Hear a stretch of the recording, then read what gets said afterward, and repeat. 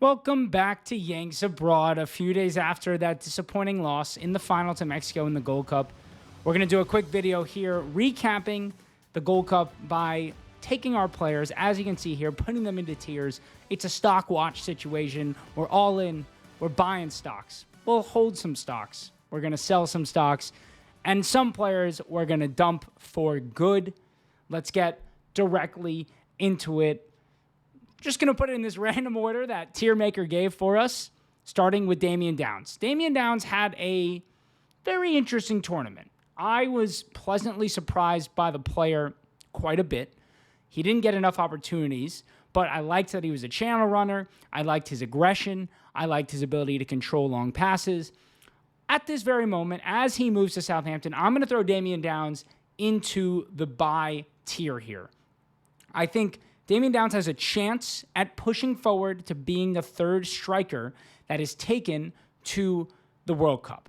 That's what this is all about.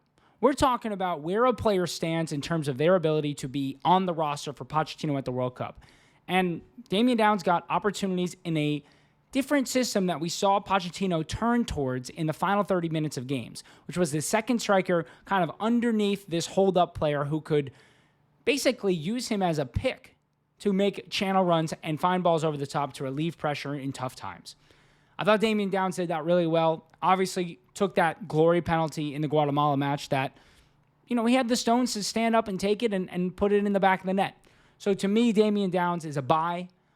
I'm excited to watch him play for Southampton this year. Southampton's a team that's going to want to go directly back up. Downs is going to be their main striker. And if he starts bagging goals, he's going to get another chance in this squad, potentially in September, but definitely in some of the later international windows. Next, we've got John Tolken. I'm going to put John Tolken in the hold section. I really liked him in the small moments we saw him. I've always been a huge fan of John Tolken.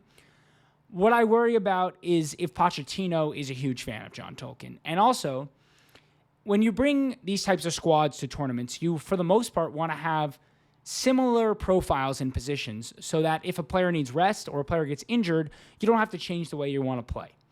And John Tolken does not necessarily replicate Anthony Robinson. He's a really strong defender, and I love that about him, but he doesn't necessarily get forward enough to make a huge difference in the final third.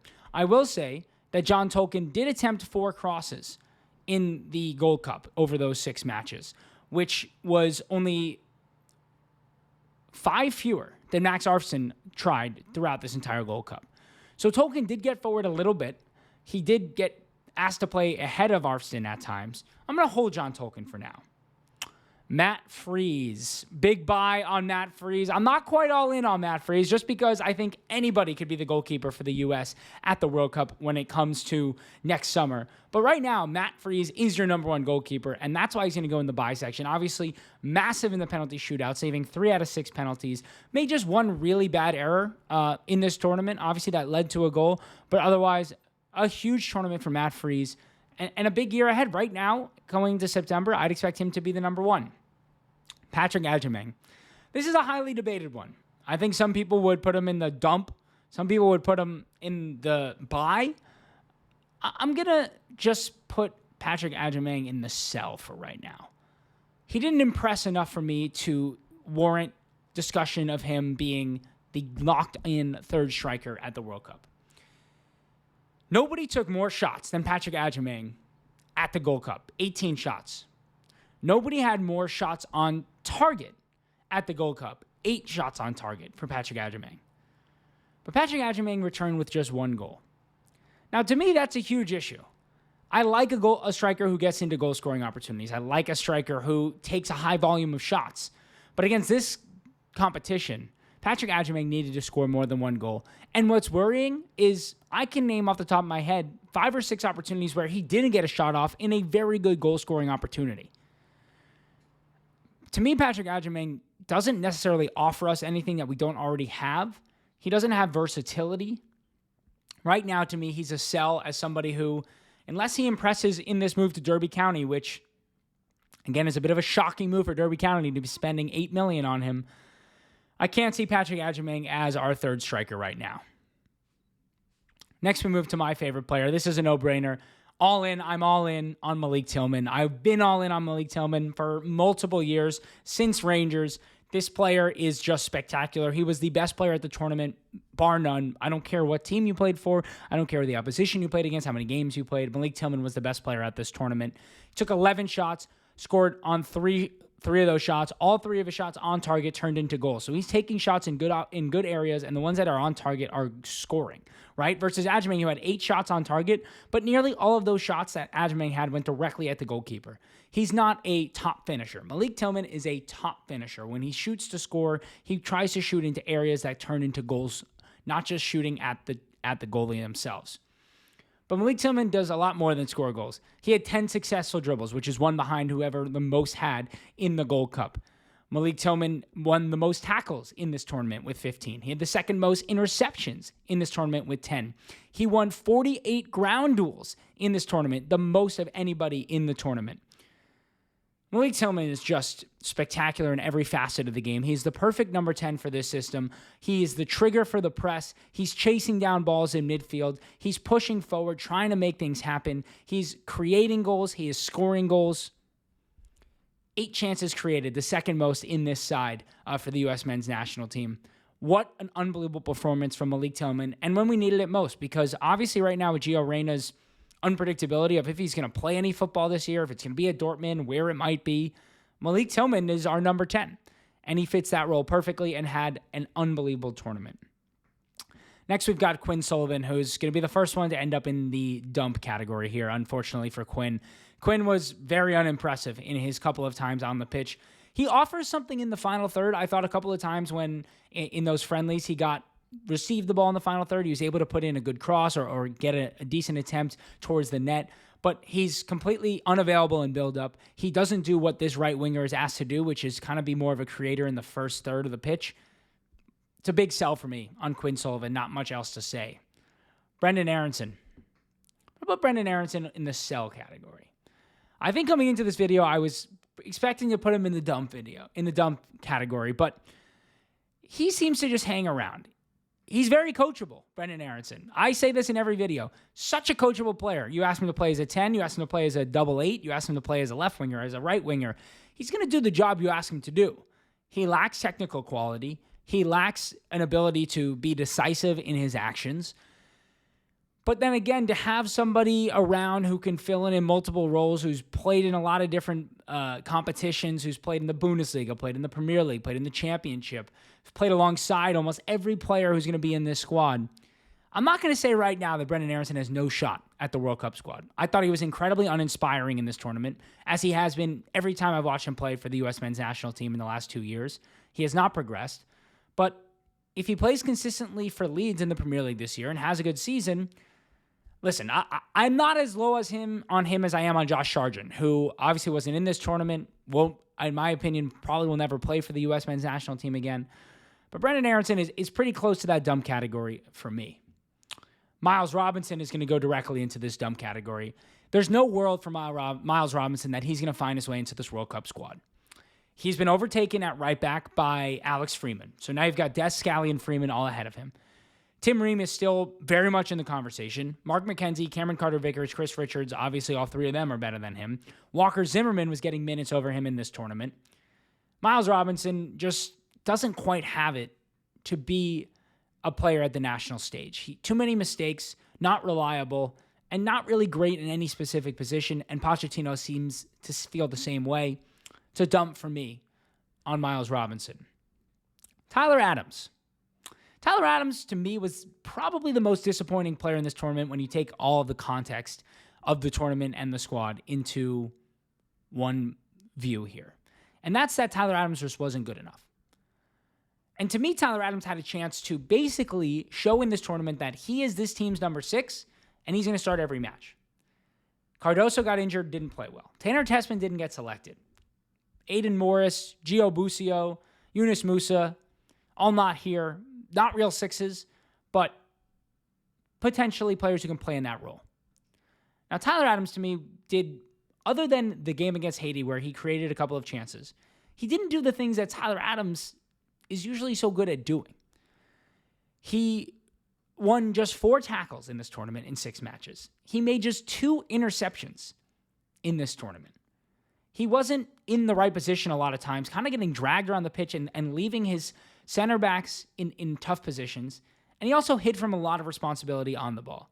I'm going to put Tyler Adams in the hold category for right now because obviously there's no doubt he is going to be in the World Cup squad. But in terms of where his stock was, to me, he had kind of put himself in a position alone at the top of the number 6s. Because, again, Cardoso has not played well for the U.S. men's national team. Tanner Tessman has not played well for the U.S. men's national team. So Tyler Adams, all he had to do was have a good tournament, and he probably would have been in the all-in category. But as a player who's supposed to be the leader of this specific squad, the leader potentially of the entirety of the U.S. men's national team, I'm going to throw him in hold right now. And let's see how he does for Bournemouth this year. Let's see how his rest goes. A little fatigue maybe. More to come on Tyler Adams. Matt Turner. Man, I'm not sure anybody's stock fell as far as Matt Turner's did, which is crazy to say because his stock wasn't very high. But at this point, Matt Turner is a sell. He is the number 2 goalkeeper for the U.S. men's national team. He has a chance to become the number 3 goalkeeper for the U.S. men's national team with a bad season at Lyon. Pochettino clearly doesn't rate him. He went with the completely untrusted and unseen Matt Freese for the entirety of this tournament, who was probably the second best goalkeeper in this tournament after Keylor Navas in terms of overall play. Right now, Matt Turner is staring down a very big predicament on what's going to be next for him in his career. He's transferred to Lyon. They're staying in Ligue 1. They're playing European football. Will he win that number 1 job or will he be the backup for Lyon? A lot of that will decide what happens next for Matt Turner, but right now Matt Turner's teetering on the edge of not in the squad. Even though he's the number 2 goalkeeper, a lot of things can change on the goalie front for the U.S., and it's clear that Pochettino doesn't rate him. Next up, we've got Alex Freeman, and everybody who watches this channel knows I'm one of his absolute biggest supporters that there is out here. And right now, Alex Freeman's going to go in the buy category. I'm not sure he has quite pushed his way into the World Cup squad just yet. But right now, I have him as the first defender out of this World Cup squad. I have him a little bit higher than John Tolken, but I have him just outside of the 8 that I think will be called up to the World Cup squad. Now, Alex Freeman, 20 years old, first chance to play for the national team, first season in professional football. I think people have been very harsh on him. He was almost never putting a foot wrong at any point. He won 9 tackles throughout the tournament. He won 28 ground duels, the 4th most in the tournament of anybody. He was strong in tackles. He had conviction in the way he defended. He played a couple of really nice balls into the channel, especially when Damian Downs came on and late into matches. He was able to drop in at right center back in a back 3 in possession. He was able to overlap and play wide when asked to be there. He attempted only 1 cross. I would like to see him get forward a little bit more because he's been really dangerous for Orlando when he does. But he completed the 1 cross he attempted, and it ended up leading in a goal for Diego Luna. So Alex Freeman, to me, is probably one of the biggest winners from this tournament. Outside of Matt Freese and maybe Damian Downs, obviously Malik Tilman is a big winner, but for anyone who knows ball, knew Malik Tilman was a winner. I think Alex Freeman is probably top 3 in terms of winners from this tournament for me. Now we've got Johnny Cardoso. And it's hard to judge Johnny Cardoso. He got injured and didn't play a lot. I was expecting this to be a huge summer for Johnny Cardoso to partner alongside Tyler Adams, make that double pivot theirs for the tournament, and make it theirs for the World Cup. Now, Johnny Cardoso is about to make a move to Atletico Madrid, which obviously puts him in a totally different stratosphere than most U.S. players ever will get into. And what he's done in La Liga over the past 2 years has been nothing short of spectacular. But his play for the U.S. has fallen short nearly every time. I'm going to hold on to Johnny Cardoso because he got injured, and I think he would have played alongside Adams in the knockout stages had he not gotten injured. And I think he would have shined. I think he would have been asked to do some things that he would have been more comfortable with. I'm going to hold on to Johnny Cardoso for now, but he's teetering on the edge of sell. He's right here, but I'm going to hold him because I like the player and I like what he offers. And also, I think Tyler Adams didn't do himself any favors, as I mentioned.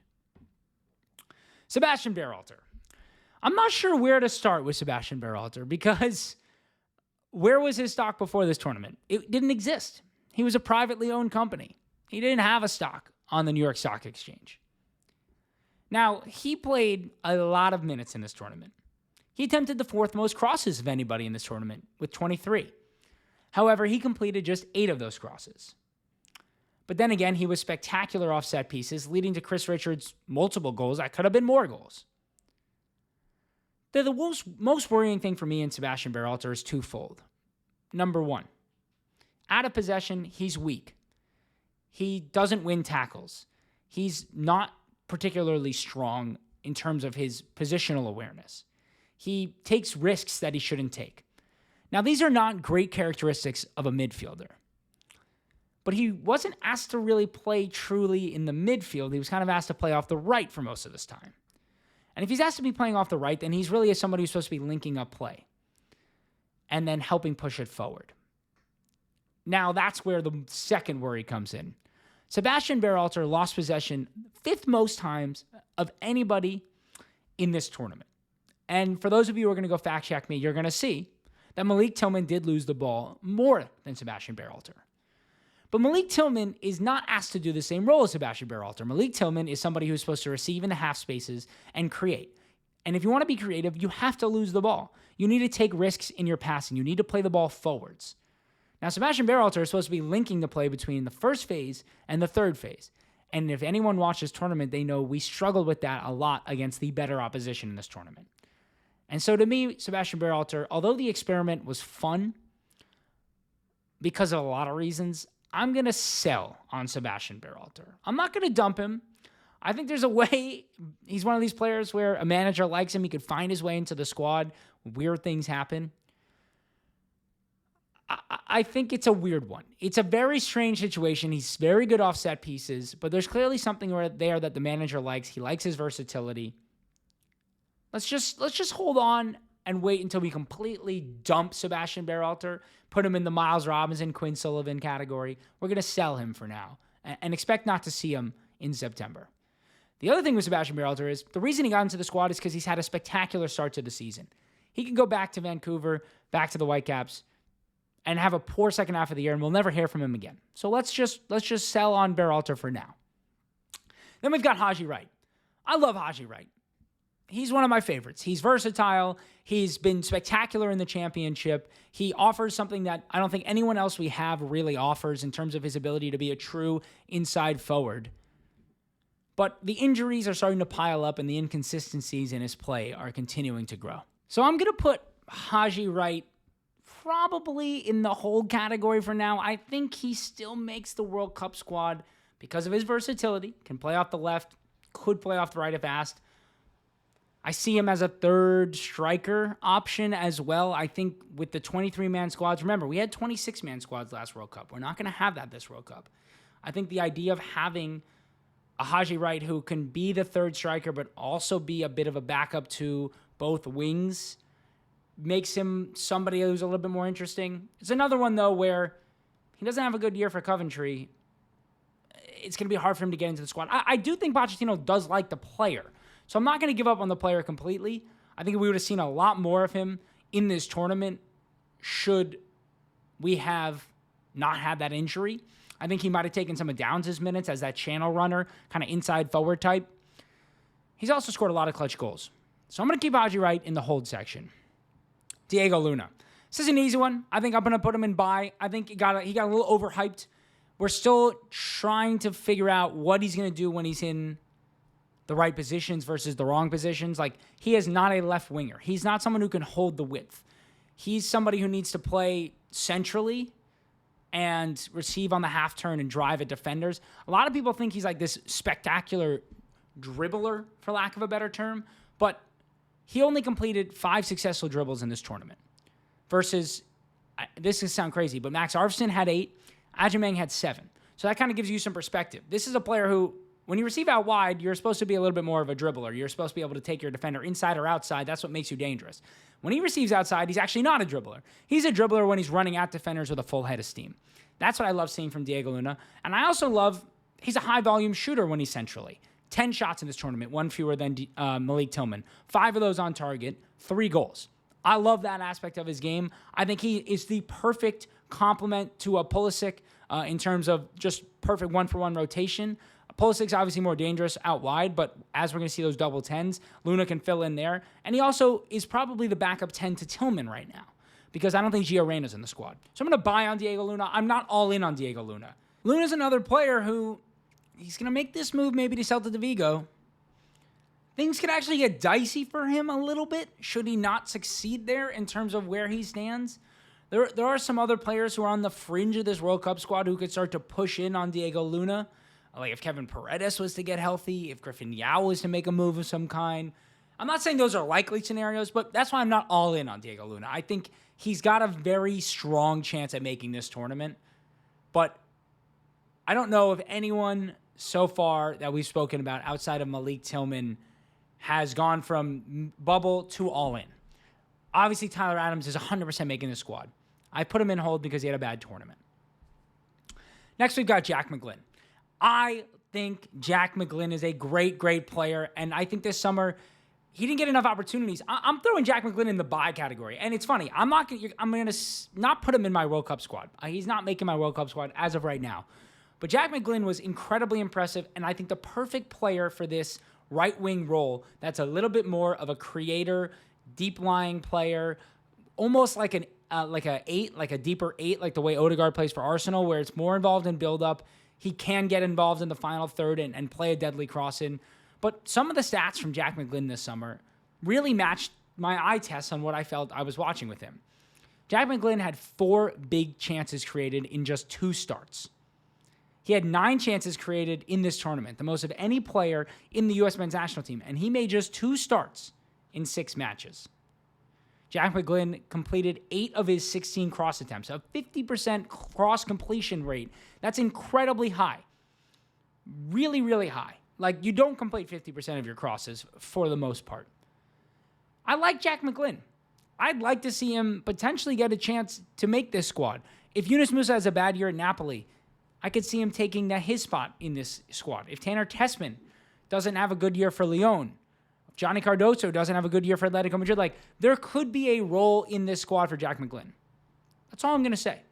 I liked a lot what I saw from him this summer. I like him a lot better than Baralter. I would have really much rather see him play instead of Baralter in these final 3 matches. I'm not sure why he didn't. It could be an age thing. He's young.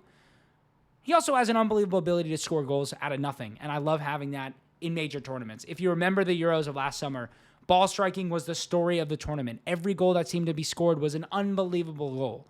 You need moments in tournaments. It's not league play. You're not looking necessarily for strictly consistency. You need moments in tournaments, and Jack McGlin is a moments player. Then we've got Paxton Aronson. A lot of people were like, oh, Paxton didn't get enough play. I think that's okay to say. I'm not sure where Paxton Aronson could possibly fit in. But he has had some decent time in the Eredivisie. Now, where do we put Paxton Aronson? He's definitely not a buy. He's not a dump. I guess we could hold on him in any way. To me, it's a sell. If in this squad, Pochettino didn't see a role for him, I'm not sure where he has a role in the long term. And I think he's a little bit more technically talented than his brother. I think he has a little bit more pace and power than Brendan does. He's probably better for a goal than Brendan is. But I'm not sure he's quite as coachable as Brendan is. And that was what I saw this summer from him getting such little ability to get into this side. Is Pochettino didn't find him to be coachable into the roles that he wanted him to play. And for me, that puts Paxton Aronson in the sell category. Then we've got Walker Zimmerman. I have nothing really to say about Walker Zimmerman. I'm going to throw him in the sell category. Seems like a player who could potentially get in as the last defender. I would hope not. Pochettino likes his experience. Comes in as kind of this mix to switch to this back 5 at the end of games if we're holding on to a lead. That's all I've got to say about Walker Zimmerman. It's a sell. I wouldn't expect to see him again or in the World Cup squad. We got Mark McKenzie. I would have liked to see a little bit more Mark McKenzie this summer, but I can understand against this competition why Tim Ream played. Tim Ream, very, very good at advancing the ball into the final third. When he gets into those wide center back role out on the left side, he's got line breaking passes. He's confident. He's a strong player. He's really good in that position. Mark McKenzie had a bad second half of the year at Toulouse. I'm going to put him in the hold category for now. I still have him as our third best center back. I don't think anything changed on that from this tournament. We didn't see enough of him for that to be the case. And I still think there's a chance he could overlap Reem and become the starting left center back, depending on how Reem ages in another year. But again, there's not much to say about Mark McKenzie. We didn't see a lot of him. Brian White. Dump, dump, dump, dump, dump, dump. Never again for the U.S. men's national team. The minutes he played for the U.S. this summer were some of the worst minutes I've ever watched anyone play in any position. Absolutely not of the level for this squad or any squad that wants to be in a World Cup. Not sure what he offers in any way, shape, or form. He has no technical skills. He's not incredibly physical. He doesn't seem to be a high-volume shooter. He adds nothing. Dump on Brian White. Next. Max Arson. Max Arson, if you ask me about his attacking output, I'd be all in. If you ask me about his defensive output, I'd put him at a dump. This was a real opportunity for Max Arson to probably lock up that backup left-back position. And I don't feel that he has in any way, shape, or form. I think there's still a lot of doubts about what he can do defensively and how he plays a role if we're not going to play him high and wide out of possession. He cannot help in the first phase of buildup. That's where him and Anthony Robinson completely differ. Anthony Robinson obviously is a better player in every facet of the game. But I think Arson offers something similar to Robinson in the final third. I think everyone can agree to that. The ability to get to the byline and put in a cross. Arson's probably a little bit better actually at cutting in onto his right foot and creating from that. Not that we need that, but I would say Arson actually probably has a leg up there. But Arson's inability to be involved in the first phase of buildup really hurt him. And yes, his defensive liabilities are huge, but we knew that about him. But the fact that when we had to start building up from a little bit deeper and tried to add him as an extra man in the buildup, that he failed so miserably, that to me put Max Arson in the hold for right now. Him and John Tolken are neck and neck for me on who's the backup to Anthony going into the World Cup. I think Arson edges it a little bit right now just because he was seen as the option for this summer. But again, against better competition, you may argue that you'd want a John Tolken. Luca Delator. Just going to put him immediately in sell. I can't dump him because Pochettino, similarly to the way I talked about Baralter, Pochettino played him every match and played him in the most important position in this setup, potentially, that there is, which is the left-sided midfielder in the pivot, which is the player who's the connector between the build-up and the attack. The player who's supposed to start these mini transitions when you're building up from deep. The player who's supposed to be able to pick up the ball in the half spaces and spray the ball into open areas. A player who's supposed to be able to create chances. Now, Luca Delator didn't do a lot of that, and he failed in a lot of ways throughout this tournament as just kind of being a net nothing. This position is too important for somebody to be a net nothing, and I hope not to see him at any point again for the U.S. men's national team. But I can't completely dump him when the manager is playing him as much as he did. I would say he was the most disappointing player who played regular minutes in this tournament. I think that's fair to put him there. I'm not sure who else would even qualify outside of Tyler Adams, but at least Tyler Adams wasn't a net negative. To me, Luca Delator did nothing other than get in the way and make mistakes. So to me, that's a net negative. I really want to put Luca Delator in the dumb category, but for me right now, I'm going to sell him until we see what's next. But now we get to talk about Chris Richards. And Chris Richards is the only other player who is going in this all-in category. And not that I wasn't a big believer in Chris Richards before, and not that this Crystal Palace season didn't convince me that this truly is our best center back, and there's no doubts about it, but this tournament solidified that. If Malik Tilman wasn't the best player of this tournament, then it was Chris Richards. Chris Richards was the leader. He was the aggressor. He took his defensive skills to another level. Chris Richards for so long to me has been someone who's such a good defender because he's calm. He doesn't really let things go by him. He doesn't get rash and put in a bad tackle. He just keeps everything in front of him. But this tournament, Chris Richards not only did all that, but he actually added to his bag the ability to win the ball back in 1v1s higher up the pitch. The aggression in the air, not just defensively, but using his height and jumping ability to create and score goals. Chris Richards, funnily enough, had 8 shots in this tournament. 4 of them were on target. 2 of them ended up in goals. Like, that's just a funny kind of shooting stat. A defender had 8 shots in this tournament for the U.S. men's national team, a center back. That's only 2 fewer than Diego Luna. He had more shots on target than Malik Tilman. It's interesting. But Chris Richards, I'm all in on Chris Richards. Him and Malik Tilman are two players who are leaving this tournament with guaranteed starting spots in the squad for the World Cup. That's why I'm all in on the two of them. They are massive level raisers for this U.S. men's national team. When you pair them with the rest of the team that's going to be there, these two are huge level raisers. And I think I'm watching a lot of videos and content of people being like, what a waste of time this summer was. It was a total negative. Nothing good came out of this. The U.S. sucks. Screw Pochettino. Screw these players. Nobody tried. To me, that's just rage bait nonsense. Let's actually look at what happened. Let's take some tactical definition of what this team is now and how we can apply it moving forward. And just on the baseline, two things we can obviously take away positively are Malik Tilman and Chris Richards are level raisers to this team. Yes, Chris Richards was already a part of this team, but he's taken his skill to another level. That's raising the bar for us. The fact that you have a center back who I feel extraordinarily comfortable with no matter who the opposition is, who can also add something offset pieces, which are going to be huge for the U.S. men's national team. When you're not going to create nearly as many chances as your opposition, set pieces are a differentiator. And Chris Richards adds to that. Then we've got Nathan Harial. He didn't get a lot of opportunity, but when he did, I was pretty disappointed, especially when he came in at left back. That would have been his only chance probably to get into the squad if he could have somehow leapfrogged Tolken and then got into a conversation with Arson. I think right back, we know Des, Scally, Freeman's trying to push into there, but that'll be tough enough as it is. Nathan Harial, not good enough. Not much else to say. Tim Ream. Tim Ream is defying everything I've been saying for a year, and I'm happy to see it because I think his profile is incredibly important. I'm going to put Tim Ream in the buy category, which is a funny thing to say about a 37-year-old center back. But at this moment in time, I feel comfortable with him starting in our defense. I think he was maybe the third or fourth most crucial player to the way that we were trying to play. His line-breaking passes from those wide left center back areas, as I mentioned already, was how we created nearly all of our best opportunities and how we created mini transitions when playing up from deep. He was able to bypass multiple layers of a press with one singular pass on many different angles. He had the pass up the left wing. He had the pass into the left half space. He had the pass into the right half space. Tim Ream right now is probably still the center back pairing for Chris Richards, which I really did not expect to be saying 11 months from the World Cup. That's a buy for me on Tim Ream.